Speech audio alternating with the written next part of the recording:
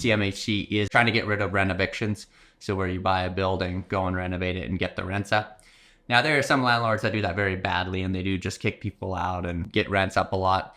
A lot of people that do that, though, are taking a product that hasn't been touched in 40 or 60 years and is almost unlivable and turning it into something that most of the market wants to rent.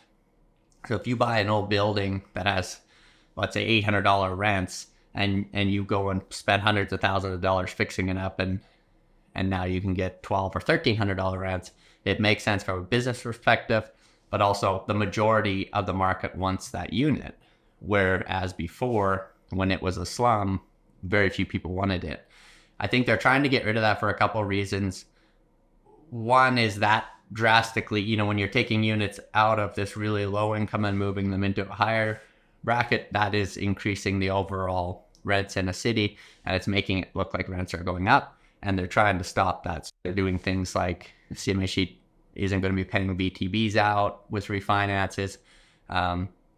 It looks like they're really cracking down on hard money. So bridge loans have to be approved lenders and possibly have to be principal and interest for 24 months before they'll pay it out. That's going to drastically change the market, because a huge portion of people's business model is going in with bridge loans, fixing the buildings up, and then refinancing out with CMHC. Right now, with where interest rates are at, you pretty much have to have CMHC debt on a property in order for the numbers to make sense. So usually you can do that at the end.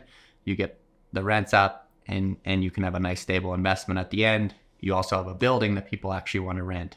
Most of those CMHC loans at the end of them do have some kind of affordability tied into them anyways. So I think it's a good win-win program.